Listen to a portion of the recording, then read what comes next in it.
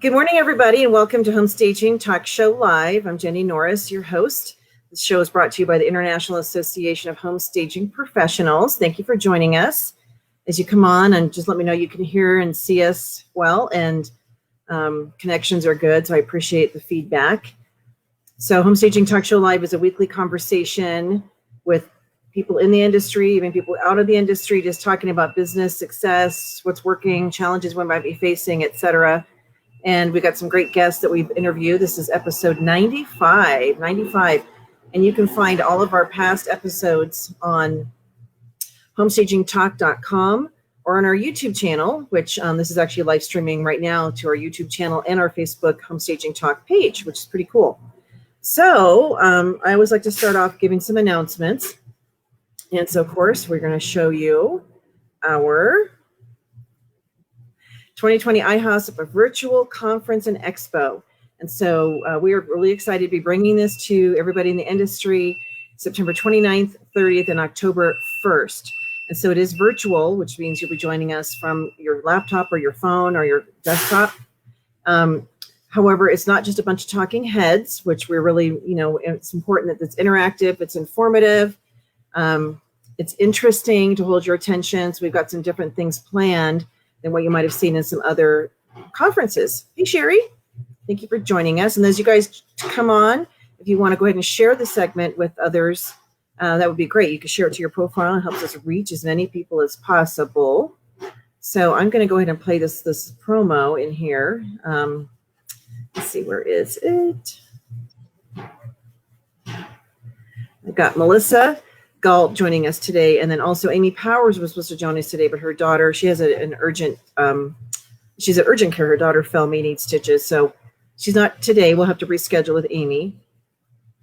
All right, so let's show this one first. Let me do this. There we go. Okay, let's see if I can get it to play. I don't see it playing. That's weird. Okay, so it's not playing up here. I don't know. Can you guys tell me if you see a video playing or if it's just this picture? That'll help me to know whether or not this is working. I have a feeling it's not working. Melissa, what do you see? Do you see anything? Okay, it's Jenny Norris. There we go. Okay, let me do that again then. Okay, so I've got two things happening here. Oh, there we go. Sorry, let's do this one.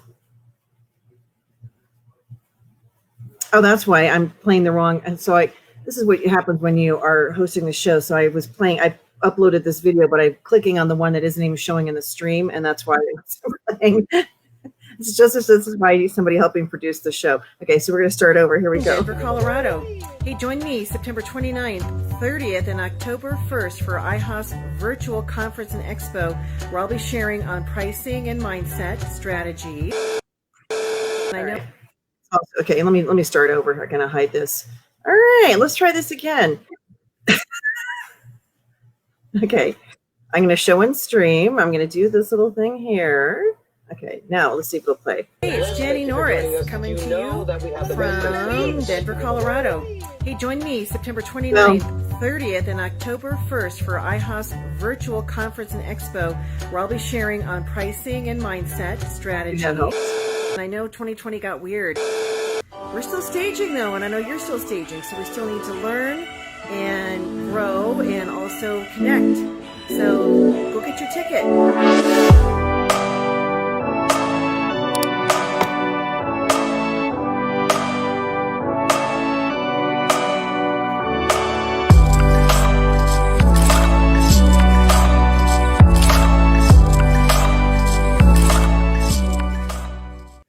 Right now, go to ihosvirtualconexpo.com and register today. All right, so anyway, Joseph Hecker is producing our show, so that's a little teaser. You'll see these online. We also have our vendors that are doing like QVC moments. So I have an ad that I'll be playing. So I don't know how that turned out. If you guys could hear that, or was there like two voices over it? So I muted my computer so you wouldn't necessarily hear my side of things, but I don't know how it sounded on your end. So somebody let me know. That would be great. That would be very helpful to me. And then, of course, we have our keynote speakers. So you get 3 for the price of 1. So ihosvirtualconexpo.com is the website. So we get Chris Widener, and his date is actually going to be September 29th. So he'll be kicking off on Tuesday the 29th. He'll be wrapping up the day. He'll be our keynote for business, and he'll be talking on the art of influence and leadership. And then on September 30th, Johnny Fowler will be our marketing keynote. And so he'll be sharing, he talks faster than I do, and he's so knowledgeable about social media, Facebook, LinkedIn, how to get the best exposure, how to bypass some of their algorithms. Very smart on using those platforms. He's going to be sharing with us as our marketing keynote. Then on October 1st is our designation, which is the IHOS Cultural Diversity Expert, which we selected long ago to be part of this conference, and not knowing everything that was going to be happening in the world and in our country. So it's very timely. So Ravi will be the keynote speaker for that session that will have 4 other speakers sharing on their cultures and how to work with them, things that we need to know to be just aware, sensitive, or just educated about these different cultures. So Deborah Plowden will be speaking on the Black culture, and Kevin Tain will be speaking to the Asian culture and also sharing about feng shui. And then I have Deepti Nayar, who will be talking about the East Indian culture, and then Orlando Reyes will be speaking on the Hispanic culture. So that's going to be a really great session on October 1st. You won't want to miss that. That's a designation. Our events are always, if you're there live, we call it a getaway with the takeaway, because it's not just going and learning, it's also receiving credentials that matter and will help you in your business. And so also on October 1st will be our industry awards. So you have until August 31st. August 31st is the deadline to submit. And so emails have gone out on this, and it's on social media. So you have to fill out a form, upload your pictures. There's various categories, and no late submissions will be accepted. So the cutoff is the 31st at midnight, and that allows us time to gather things together and then have voting done by committee and also independent people taking a look. So it's subjective. And so categories: top vacant luxury, top vacant or best vacant regular, best vacant small square footage. So those are the vacant categories. We have best occupied regular, best occupied luxury staging. Then we have top individual stagers. So these are stagers who stage, they don't have anybody else on their team. You can have movers and so forth, but you don't have any other team members as far as stagers on your team. And then you have the team recognition. So you have small team, which is 4 stagers or less on the team, 2 to 4, and then large is 5+ stagers. So this is not movers and admin people and so forth. These are people that are actually doing the work and staging. So they could be staging assistants, they could be, full-fledged stagers, but these are stagers who are on your team. So those are the team awards. And then we have also the individual awards. We have the Rising Star, and that recognizes the individual who has been in the business a short period of time, usually about a year, and is doing a great job. And we expect them to be a star in the industry. So that's a really great award. Carl Desmukes won that, or he was nominated last year, and so was Lauren, and Alana Spaeth won it for the Rising Star. So let's see. We also have the chapter of the year, the IHOS chapter of the year. So you need to nominate the chapter, upload a picture of the chapter in the area. So that's going to be very exciting to see who our chapter of the year is this year. I created a new award. It's called the Trailblazer Award. And these are for people that are doing things in the industry, like blazing a trail. It could be an educator. It could be a business coach. It could be somebody who's just making a difference, blazing a trail in the industry. We want to recognize those people. So that's going to be very exciting. The IHOS Spirit Award, that goes to an individual who encompasses the spirit of our association. We call ourselves Your Family. We are like a family. So your home in the home staging industry is one of our slogans. And so this person is someone who has served in the association, serves the industry, has set a great example for others, just has a heart of helping other people and warmth and compassion. So that's the IHOS Spirit Award. And then the Barb Schwartz Staging Award of Excellence, that goes to the individual who has demonstrated excellence in their staging work. Again, within the industry, someone who has shown leadership, encouraged, mentored other people. And so that is an individual award as well. So lots of potential recognition and awards. And we don't have just one winner in each category. The individual awards, just one person wins. But the vacant, occupied, those awards, there could be multiple people who can be recognized and awarded. And that blue tape is just random. Sorry, Alec. So the team's loading up for staging, and there's a random piece of blue tape on a piece of furniture that's not going. So, but anyway, so the Staging Industry Awards, again, August 31st is the deadline. And so you can go to ihosp.com and find the link to find the awards. I believe the website is stagingindustry.awards.com, and I will confirm that as we have our show going. So you can be able to submit there. And again, no late submissions. Last year, I had to keep the award submissions open. I had to reopen them twice for people who are very established in the industry and just didn't get their stuff turned in. And so I will not be doing that this year, because it's a deadline is a deadline, and we have a lot going on. So we have to get this done. And hopefully those of you that are submitting, you have, you were ready, you have things prepared. And we only have 2 submissions per category and no links allowed. You have to actually upload the photos. We can actually take a look at those. So if you guys have any questions, you can let me know. We are continuing our series. Fear has 2 meanings: forget everything and run, or face everything and rise. The choice is yours. The choice is ours. And I just love this saying. And so we've been using this for the last couple of months because it is true. And it is kind of scary times right now with uncertainty and predictions of, more shutdowns and so forth, possibly with COVID as we turn into the fall and winter, which I really hope doesn't happen. But, we can either let fear paralyze us and hold us back to the point where we are inactive. We're not doing anything. We're just worrying, which worry is a wasted emotion because it causes stress, and stress is useless. So, or you can face everything and rise to the challenge. So I'm not negating concerns people may have about finances and livelihood and so forth. Those are all very real, but it's how we decide to face the challenges.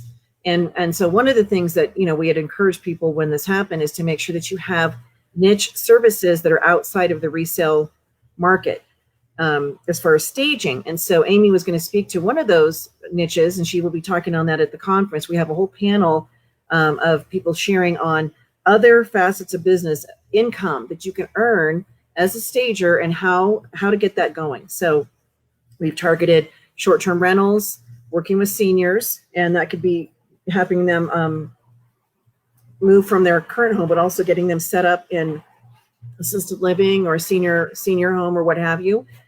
And then remodeling and renovating. Karen Mendenhall will be speaking to that. And then Blair Hamady will be talking about retail, because he does have about 4 or 5 retail stores. So that'll be very exciting. So that's just one of our topics at the conference. And if you haven't taken a look to see what we are teaching on, you can go to ihosp.virtualconexpo.com and you can see the whole agenda, the speakers, the lineup, and so forth. And Joseph Hecker, again, is producing this. So we have a lot of really great things planned. There will be Q&A with the speakers that you'll be able to interact with live. Our vendors, of course, will get a lot of really great exposure, and they'll have specials running during the show that will only be available to those that are registered. So don't wait to get your ticket, and go to virtualconexpo.com to get that. All right. The Advanced Stager Training session, we're looking at I think it's the beginning of February for this. And I'm just going to look at my calendar here. Right around, I think, like the 5th, 6th, 7th, that weekend. Now, it's not set in stone, but that's kind of what I'm targeting, because it's early enough in the year that things hopefully won't be too crazy. I will take a look at Vegas market dates, though, because that might be too close to that. So maybe we'll move it to the following weekend. But anyhow, we're hoping to do it in February, and shooting for Florida. So someplace warm, which is a nice getaway. And it's a 2-day session for those who are 6 figures and above stagers. So if you're not there yet, set a goal to get there, because it's a very interactive workshop style training. So it's not like somebody standing up and just lecturing to you. There's a lot of interaction with your colleagues, small group breakout sessions and so forth, and multiple industry leaders will be sharing. So this will be the third time that we're doing this, and we've had as many as 6 industry leaders sharing various topics. And so that'll be the plan again, is to have different people teaching different topics that you need to know about, and to get your business to grow beyond just the basic beginning 6 figures, to get it to go well into the 6 and into the 7 figures as well. So how do you do that? And there's a lot of benefit in collaborating and talking to your colleagues. So you'll learn more about that. We'll be sending all information on that as we firm up the details. That's usually offered right after our conference, the conference when it's live. So that's why we're not doing it this year in that format. Okay, I think that's everything.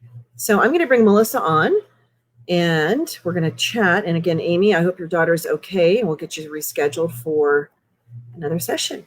Hey, Melissa. Good morning, Jenny. How are you? Good, good. So for those people who don't know who you are, go ahead and share a little bit about your background and where you're from. I am currently from Scottsdale, Arizona, 30 years in Atlanta until last November. I'm thrilled to be here. And I am a business coach and marketing consultant to interior designers and stagers, both nationwide and around the world, because I've got clients internationally, which is an awful lot of fun. And before I forget, on the last topic that you just shared, there are 2 additional niches that stagers might want to explore, because some of my stagers are exploring these and having really great success with them.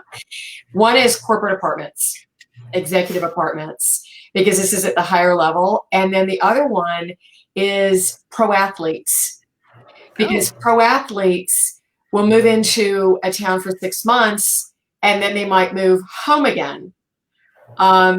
One of my clients happens to be located in Tampa, and she has found an inn with the pro athletes there, and it's proved to be a really great scenario for her. Sorry, Kitty wants to say hello. Say hello, Kitty. Pretty. Yeah, the minute I do anything with video, she's up on the desk. So she had her cameo moment. Now she'll be fine. What's her name? Her name is TC. It stands for Tiny Cat, and currently it stands for Too Chubby. She picked up some quarantine weight. So the freshman 15 is the COVID 15, right? Yeah, it is the COVID 15. I've managed to. I was climbing at one point, and I was like, can't do this. Especially now that I've got, I'm down with the ankle, so it's like, ooh. But it's all good. I found all sorts of interesting things online that I can order instead of eating junk food. Right, which is true. Hey, Leah. Okay. So you used to stage, and so at what point did you transition into doing the mentoring and coaching and writing books? I've been mentoring and coaching officially for 15 years, unofficially for longer than that. I do still design.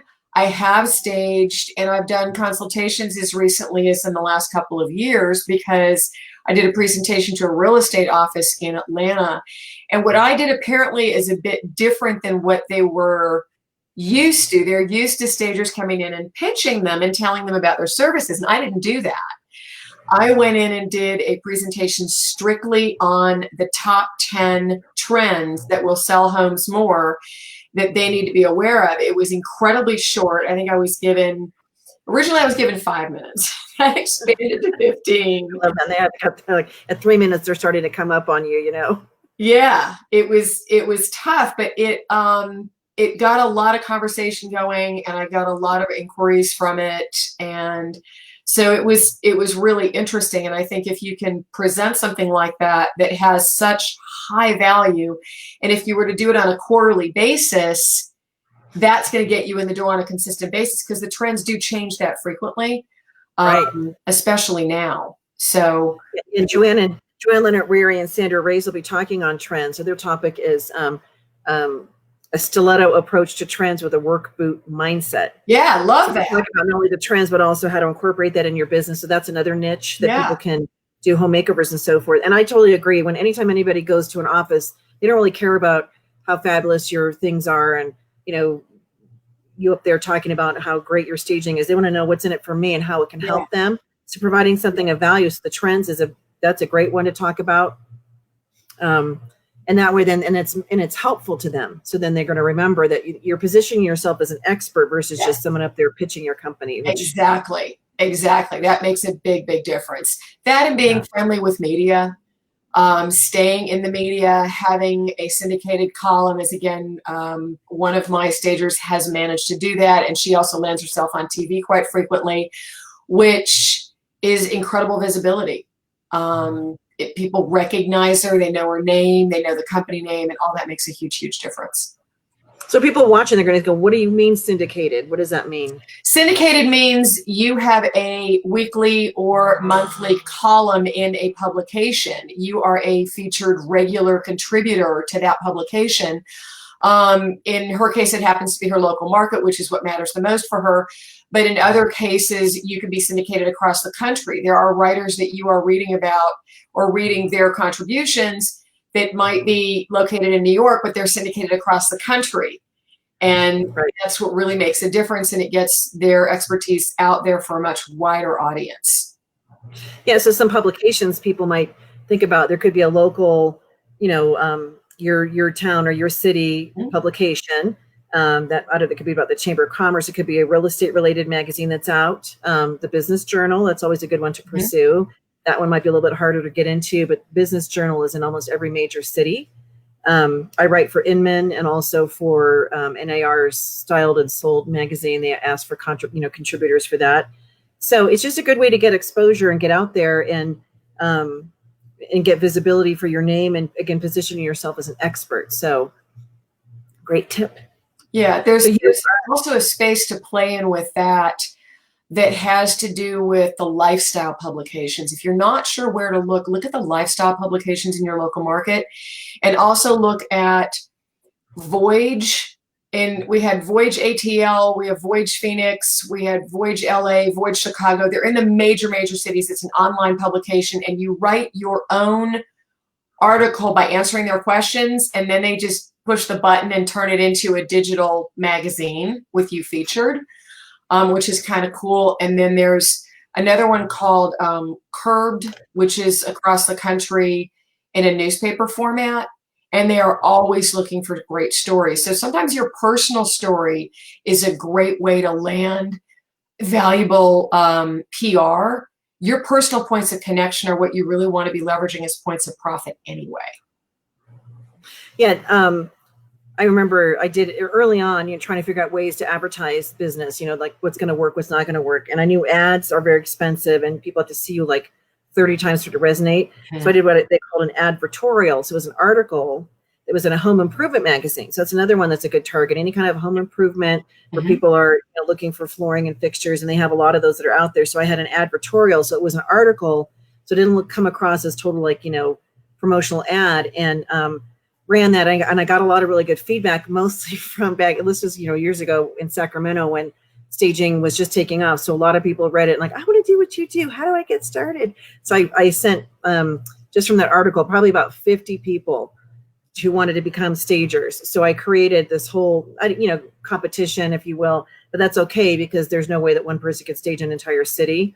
And probably realtors and stuff read it as well, but you always want to, you're testing different avenues for getting marketing exposure. And I think anytime you can get your name out there and be positioned as an expert, it could even be as simple as, if a real estate agent or a title company or a lender has a newsletter they're sending out, and you can write a little blurb in there, just a tip of the month or whatever it is. And then again, gets you positioned as an expert and gets you some exposure. So that's really good. And Jenny, the other way to do that is if you build your own list, you do a cross promotion with them and you do a swap.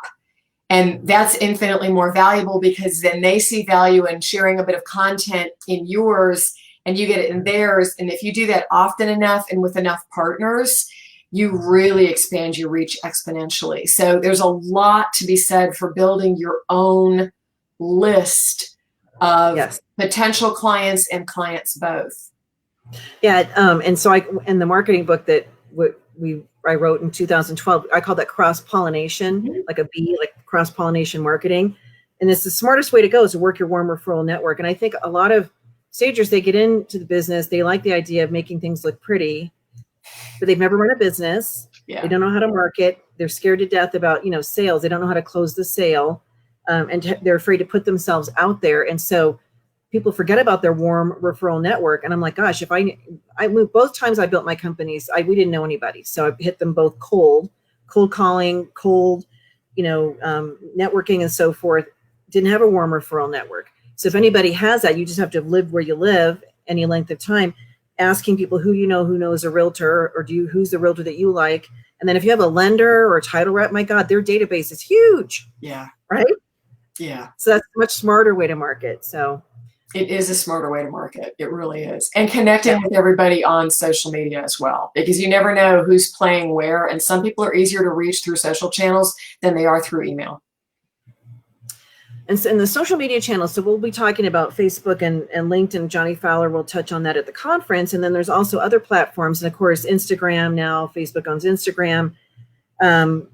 Google, still owns the world when it comes to being found online. People search, and they either search by hashtags or by words. And so Johnny had come on a call. He was on the show, and he also did a call with us. So our generation will type in like, I was looking for, blue sofa with nail heads, blue velvet sofa with nail heads. So I typed that in, and it's going to pull up pictures or different things for that. Now, the younger generation would do hashtag blue velvet, they would do the hashtags. Mm-hmm. And so the hashtags become super important. People, because I was thinking like, what is what I know what a hashtag is, but like, where does it go? So like within Instagram, it just basically sort of a gatherer. And I know there's a better word, it begins with an A. But anyhow, it basically it gathers up all the different posts, and you have that same hashtag, and then somebody could type that in, you'll see all the different posts for that. And it's the same thing with Facebook. If you type in the hashtag, you'll see different posts that relate to that particular hashtag. So publicly, though, when somebody is looking for it, your Facebook page doesn't show up. I mean, I've never seen my Facebook page show up in rankings, right? Because it's public, but it might not be as optimized. You know what I'm saying? So it's not. So websites will show up. Profiles and other platforms that are publicly promoted will show up. So, and I don't know, maybe Johnny will teach us how to get your business page to move up higher. I think he talks more about the engagement with other people and how to have your posts be found and seen. But there's a platform that I've been using, Google My Business, which a lot of people are like, I'm not going to do that. And I'll tell you that replaced Google Plus, which I didn't care about the circles, but Google Plus allowed you to post for free your pictures and so forth, and then hashtag. And I noticed I went way up in the ring because I had 1.2 million views of my profile before I realized what was happening. And so organically, it pushes you up. So are you familiar with Google My Business? Mm-hmm. Do you ever teach on that? Mm-hmm. And I just know that every time I post on that, I get calls. To me, there's a direct correlation from posting something to that platform with the hashtags and then moving up in the rankings. So that's another topic for another day. But those of you that are watching, if you don't have a profile there, you need to verify your business address and so forth. And that Google sends you a postcard on that. But then you can build a whole website behind it, your services, a platform. It's very professional looking. And then you just post and just be consistent with your posting, and you'll notice a huge uptick in your ranking organically, because I can advertise like anybody else. But when I look on Google and there's ads, I kind of think like, are they really the best? Are they really legit? Because they paid to be where they're listed, right? Yeah. So. And fueling your Google My Business with reviews, with fresh reviews on a regular basis really makes a difference too. It's surprising to me always how many local businesses, and staging is always a local business, don't claim their Google business, and they don't flesh that Google My Business out. It's really surprising. Yeah, and and June Carter, who's our business coach for the association, she did the master's course, and that was right when Google Plus was disappearing because they had a security breach. It was all about money, and I already know that. Google wants us to advertise. So I'm like, now what? What am I going to use? And she's like, she told me about that, and I had seen it, but I hadn't really created the profiles. But I had noticed a huge difference, and that's my tip of the day. Those of you that don't know what I'm talking about, you can Google My Business. I'm glad to do working well for you. Awesome. Yeah, I mean, when you Google something, you have the results show up on the page, but there's all the white space on the right hand side, and Google has to put something there, and so that's where your information will go, at no charge to you when people are searching, and they and so forth. So they have to fill that space. That was part of this whole method or the madness behind Google. Why Google My Business has become so important. So, well, let's talk about your topics at conference. So one of them is on mindset, and so we're going to just give them like a little sneak peek, not give it all away. Let's talk about your, why is mindset so important? Mindset's everything. It's the underpinning of, whether you're going to succeed or fail, because it's how you think about things. And the interesting part is, while it sounds like it would be easy to change your thinking, it's as simple as a thought away. It's one of the hardest things in the world to do, because our brains are pattern-loving machines. And our brain is not discerning. It does not recognize happy, healthy patterns versus unhappy, unhealthy patterns. It just recognizes patterns. And it likes to keep the patterns the same, which is why when we think 50 to 60,000 thoughts a day, 90% of those are the same thoughts we thought yesterday and the day before and the day before. So changing your mind is actually one of the hardest things you'll do. And it's one of the most important things you'll do, because your thoughts populate your life and your business with results or lack thereof. So that's kind of the trick. And so it's not just the things we say out loud audibly, it's the thoughts that we don't say. We have that voice in our head, our self-talk. A lot of it's self-talk. And self-talk, I have a little process that I use with clients. I give them a cause band. Mine happens to be teal, not surprisingly so. And I tell them, every time you think this particular thought, I want you to snap that band against the inside of your wrist. And I said, by the end of day one, you're going to be bruised.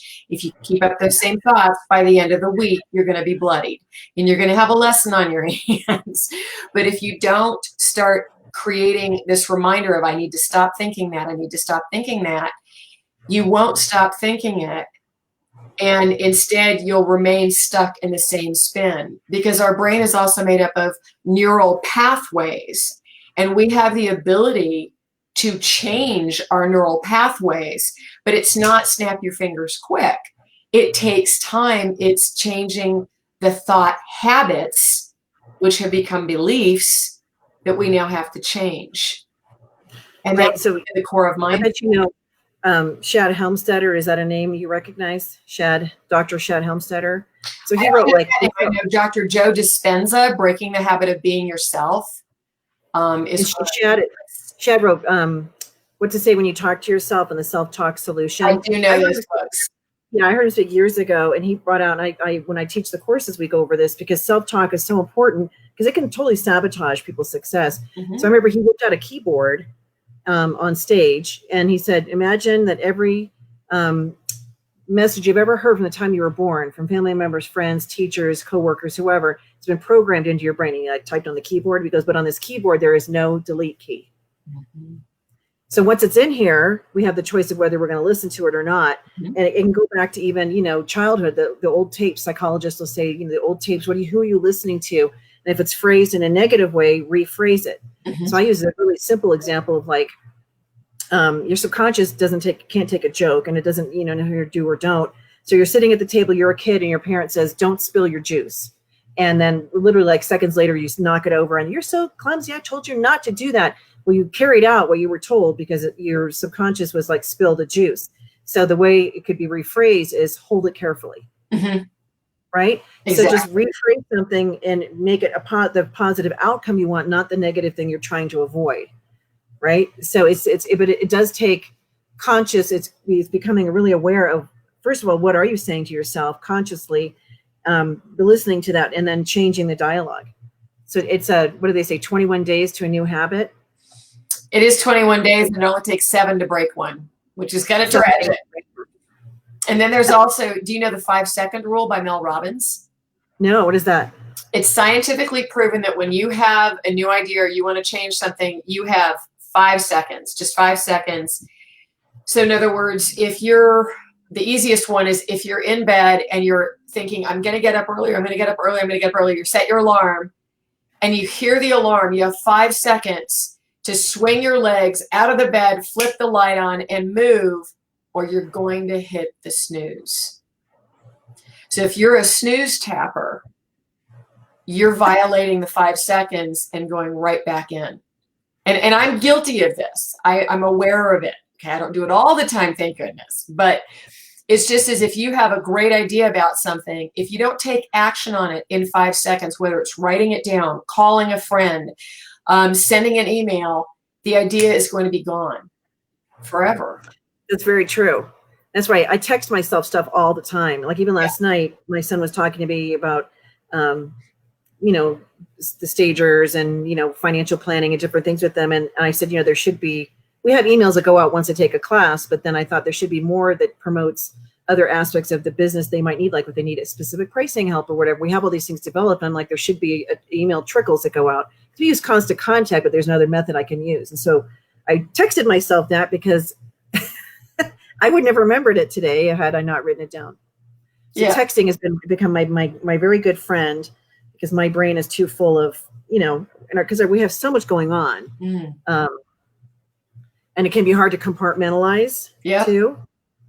People go through challenges, life challenges and so forth. We've had a lot this year, like a lot of other people, from people dying that we weren't expecting to just situations with family and in-laws and so forth that we weren't anticipating. And one rainbow, if I could say this, bright spot is we closed on a house last Tuesday.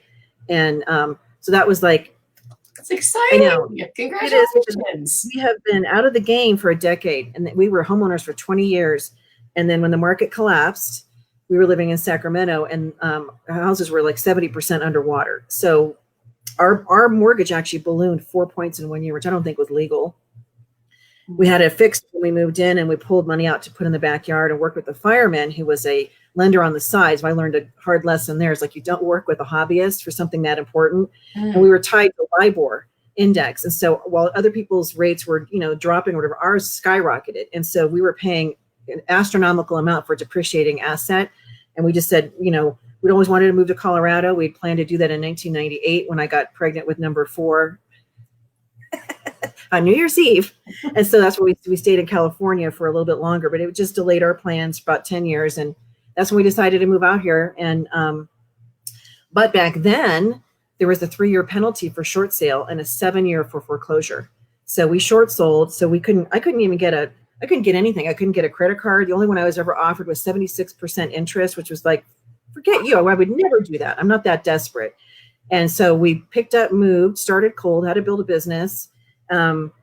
2012 Thanksgiving, which was exactly 3 years moving, I ended up at Kohl's Black Friday, and I'm in this huge line wrapping around the store. I'm like way in the back, and this person's like, who wants to open up a Kohl's account? And I said, I tried. I said, then I can't get a card. They go, let's try again, honey. And so she takes me past all those people, which I'm like, they're going to get so mad at me, and open up an account. And it went through. So that was my very first card.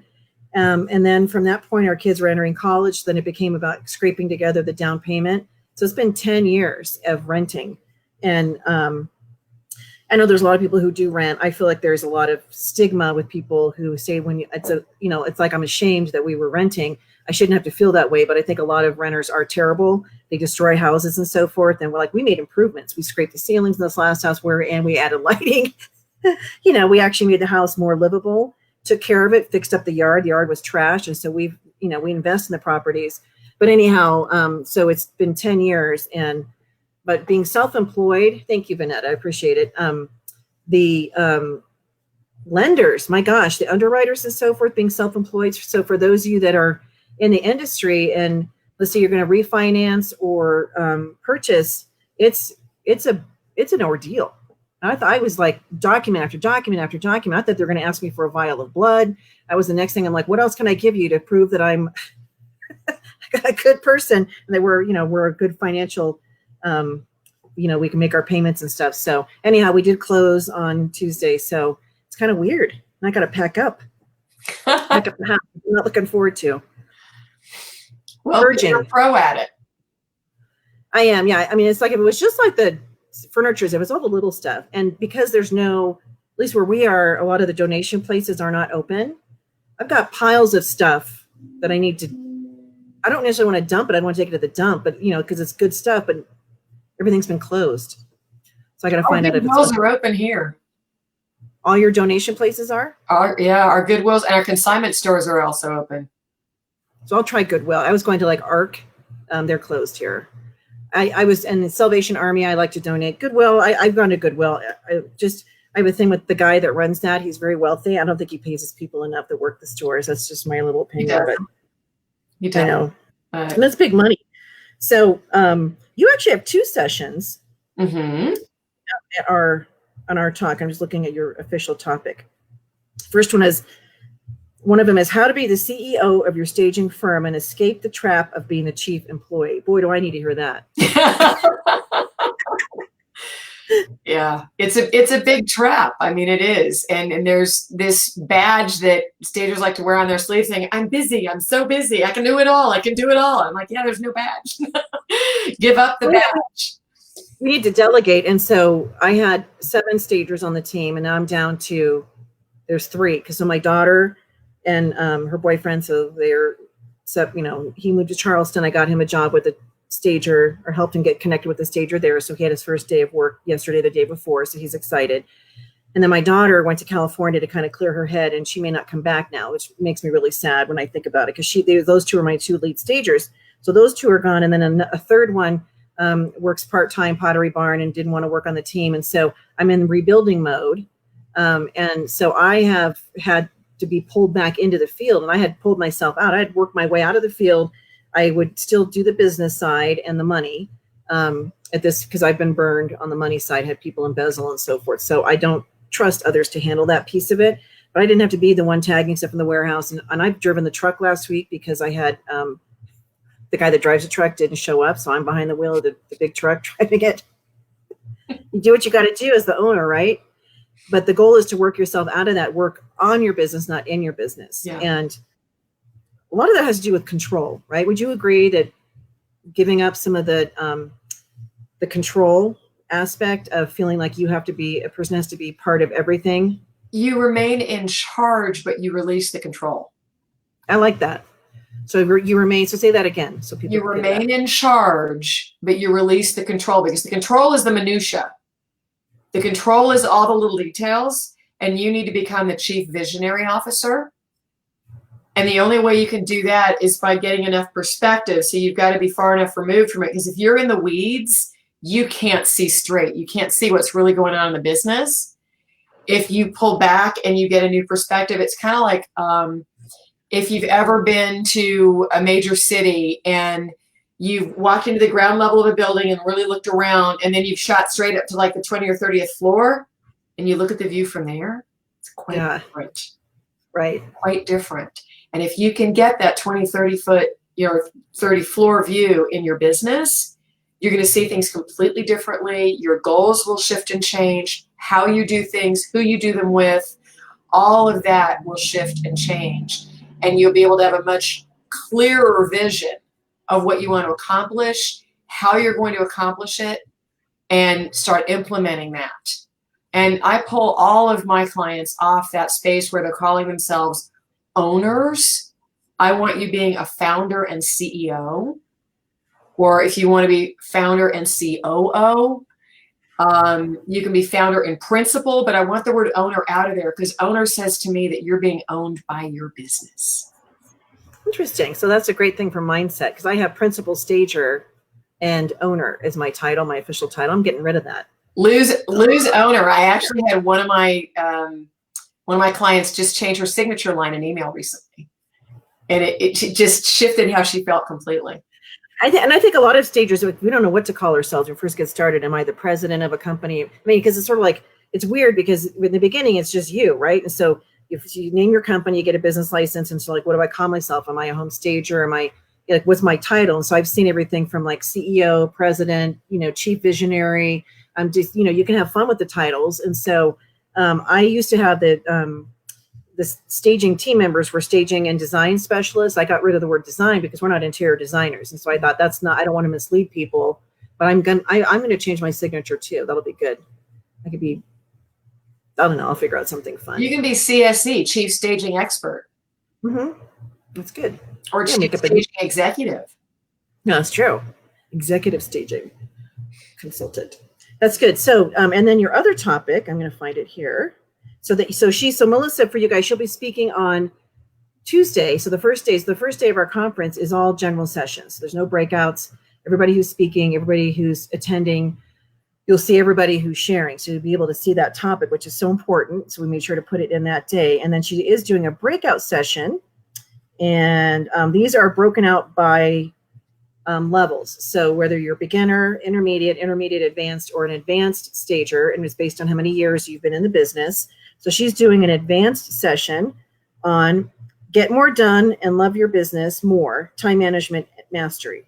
Mm-hmm. Because you submitted all these topics, I could have you done all of them because they were so wonderful. Mm-hmm. So get more done and love your business more. So it's all about time management and mastering your schedule and so forth. Just give us a little tidbit on that. Well, the funny part is you can't actually manage time. You can only manage your behavior around time. Everybody has the same number of hours. So when you start looking at either a competitor or a colleague and you're like, how did they get that much more done than I did? I don't get it. It's because they know how to manage their time better. And we just came off a Make More Monday, which is a one-day virtual event that I run from time to time. And the lesson in that is one of the lessons I teach in time mastery, the Get More Done, is to chunk your work into 90-minute sprints. And don't allow any distractions, any interruptions, no text, no voicemail, no email, no nothing. And you will find that at the end of the day, you will have gotten so much more done by working uninterrupted with 3 singular focuses. You'll have completions instead of a sea of loose ends. And women particularly, and stagers particularly, just like designers, love to beat their chest and say, oh, but I'm a multitasker and I'm a really good multitasker. There's no such thing as a really good multitasker, okay? Multitasking is a disaster. You don't want to do it. And because remember, like before cell phones came out and so forth, I mean, not even before computers, I was in the workforce. And I remember my very first computer I used was actually in college for my chem lab. So I was like, oh, there's a computer. And so then one of the first jobs I had, Samna, was the first word processing thing I learned to type stuff.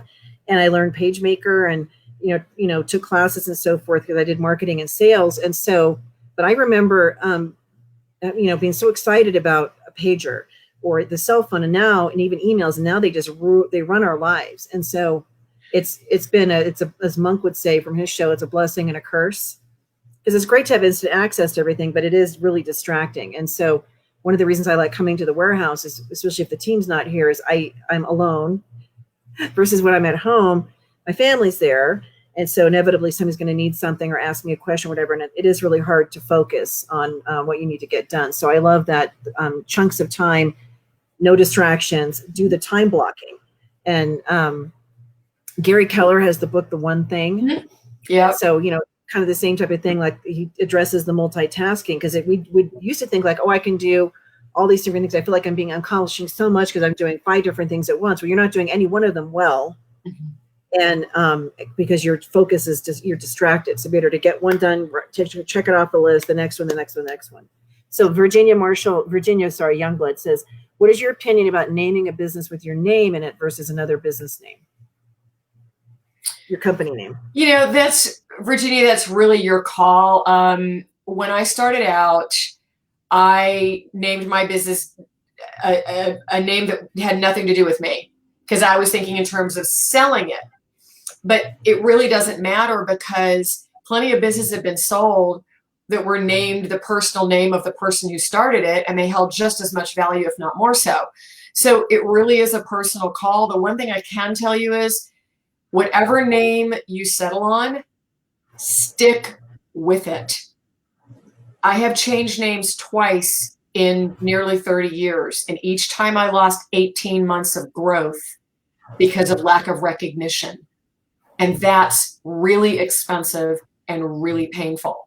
So when you get your name, check it out, get with a trademark attorney, make sure you can get the URL, do a search on it to make sure it's not already in use by a bunch of other people.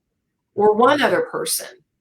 Right. That's what makes the difference. So using your name can sometimes help that if you have an unusual spelling, or if you have a middle initial or something you can leverage, or maybe you want to go off of that because if you, and in your case, you have an unusual name, I think. But if your name were Jim Smith or Susan Stanley, it might not be the case. Right. So that's what you want to do. And I had kind of been the mindset of too, of like, you know, selling it, not having the name attached to it, but people can use their initials. I mean, there's a lot of things that, like, think about Mary Kay, she's dead. Even Ebby Holiday, she's passed away. Mm-hmm. She's the real estate company out of Texas. And so their brand was so strong that they were able to stick with it. And I also did name changes. My very first company name was Envision Enterprises, because I didn't know what I was going to do. Staging was going to take off. So I did wedding programs. And I remember the worst one I ever did was a bride that wanted paddle fans. So she wanted to try to get the big popsicle sticks, and then they had to be two-sided. So the program for the wedding was printed on both sides, and they were scalloped. So I remember having to cut all those things up by hand, glue them together, and she needed like 200 of them. I know. I remember I had a dent in my finger for like weeks from having to cut all these things out, and people use them as fly swatters and stuff at the thing. So I didn't know what. I was just like, I want to make money. And so that was one venture, and thank God I'm not doing that anymore. But I changed that name to We Stage Sacramento because I got the 888 We Stage phone number. So then that was my company name. And then when I moved here, a former student had We Stage Colorado. So I'm like, okay, I got to pick a different name. Well, now that's available. So I did take it, but I have Sensational Home Staging, and then I have We Stage Colorado as the warehouse, and then We Move Colorado is the moving company. Because there's also, and we probably should have like a CPA on the show at some point to talk about how to spread out your income so your tax liability is not as deep. And the way you do that is the staging company rents from the warehouse hires the movers, and so the money gets dispersed. Yeah. And it's all legal. So I have LLCs for all of them, and can't get a bank account yet. The Chase just opened, so I might go into there. But US Bank is still closed, all branches here. Except for one in a grocery store, which is interesting. Yeah. And it's interesting as different states are opening in different methods. So I'm excited for that talk too, because I think it's really super important. As far as time management, all of us struggle with that. And I always say time is the great equalizer. It is the great equalizer. And the funny thing is there's one massive lesson we can learn from men on this front, because men don't multitask well at all. They're unitaskers. And they get a lot more done for that reason. And the reality is you've got to reclaim your time from your devices. You're in charge of whether or not you respond to text, voicemail, email, and social media. And I really advocate that my clients select a time in the morning, a time in the middle of the day, and a time before the close of the day to respond, unless they know that there's one project they've got going on, one job that might be acting up, and they can check it for that, but they don't respond the rest of the time, and they let their clients know that that's the way they work.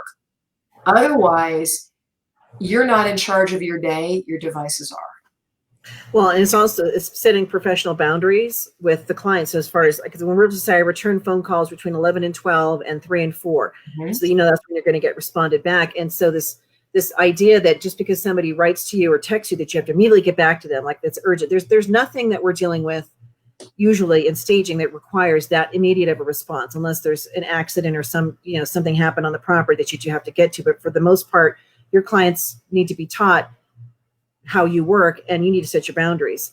And I remember having a student in one of my classes once, and she was a realtor, and she said that her mother had passed away. So she was riding in the hearse with her sisters, and she was taking calls from clients. So she was on the phone, doing real estate deals. And I said, I hope you don't mind me sharing this. I said, but you're out of balance.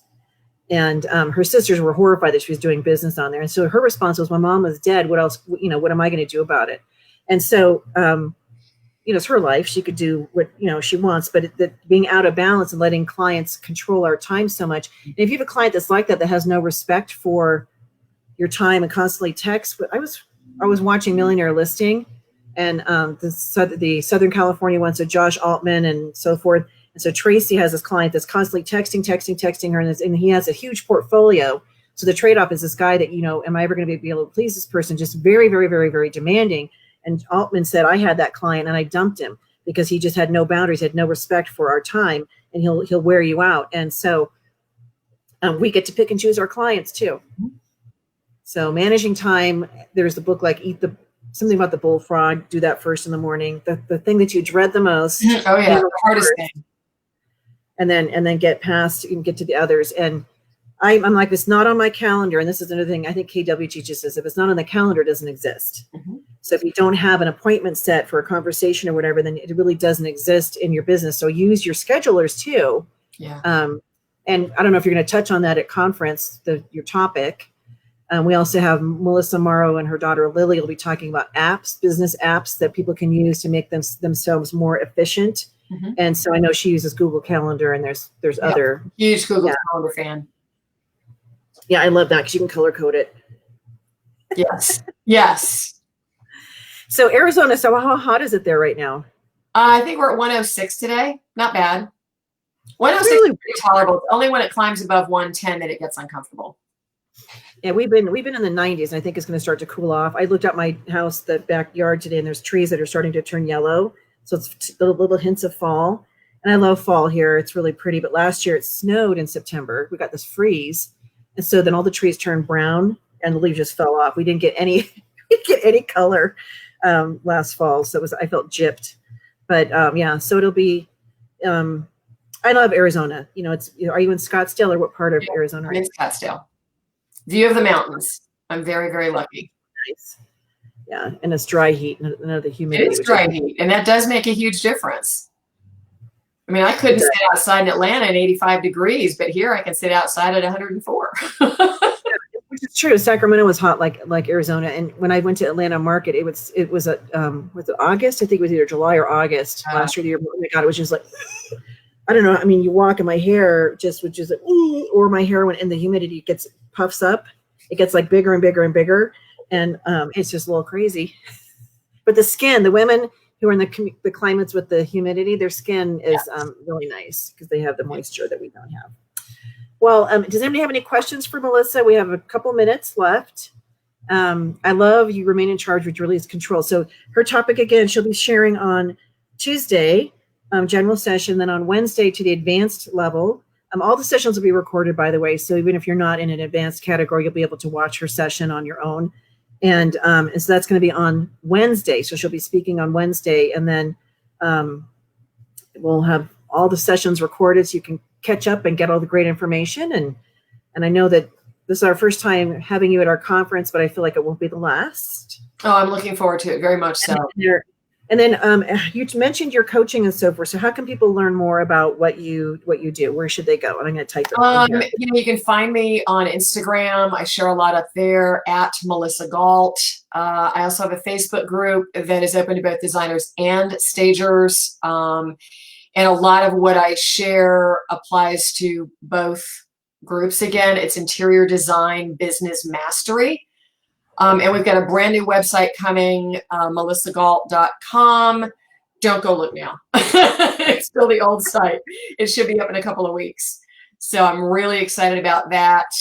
And we do events, virtual events, of course, now. I'm so waiting to do in-person toe-to-toe events again. I miss that. And I will be in Yeah, the connection with people. So we're using Neuro, N-E-W-R-O-W for our virtual classes. You can see the students, they can see the trainer, and there's whiteboards, and there's a little bit these features you can use, but you don't have that in-person energy that you get in a class. But so many of the places we teach, they're just, like we just heard from Boston, they're bored. They're not doing any classes in live throughout the rest of the year. And Houston made that call a couple of months ago. So anyhow, so we're staying virtual just to keep everybody safe. It's just, we're all going to look back on this, 15, 10, 20 years from now. I remember, COVID 2020, what were you doing? And I hope it's not that long. I'd like to be able to look back in 12 months. Oh, yeah. Well, I'm just saying, people like remember me, like, I remember when 9/11 happened, or the earthquake of 1989 in San Francisco. Yeah. So I remember clearly, those are imprinted in my mind that the day that those happened. So this will be a whole year of, I saw a shirt that was about something about the year, and just basically, nope, not a good one. Let's just move on. Let's just erase it. Let's get to 2021. And but I think we've learned a lot though, too. I think it's the importance of diversification. and being able to respond, not react, but be able to respond and adjust. And the word pivot and transition, these are all words that have, been used, but really became important this year. And being able to shift your process so you don't just go, oh my gosh, I don't have any business. So like the stagers that they specialized in bacon, if your market shut down, you weren't an essential business, or you didn't want to go into people's houses and you were doing consultations, or how do you reinvent that? And so I don't think the digital offerings are going to go away. I think that we'll continue to offer virtual classes. I think people can continue to do virtual consultations. You can now do them for anybody anywhere around the world. You could do color assessments and so forth. So I think it's a new way of doing business, but that human interaction, I don't think will ever go away. And I am looking forward to being able to hug everybody. I miss that. I think it's the connection. I miss my friends. I miss my colleagues. Yeah. And it's to go a whole year without being able to really see anybody. It's been rough. We all do. We all do. Well, I am happy to have you join us today, and I'll have to have you back on in the future because you have so much that you are knowledgeable about. And those of you that are watching now or in the future, share this segment with others. We want to reach as many people as possible. And I just appreciate you joining us today, Melissa. Absolutely. Any final words? Yeah, thank you. All right, everybody, we'll be back next week with another segment and some special guests. Again, we're focusing between now and the conference. People who are speaking at conference, you'll get to get a little sneak peek of what they're talking about and be able to meet them here before you see them there. So again, thank you for joining us, everybody, and have a great rest of your week. Bye. Bye-bye.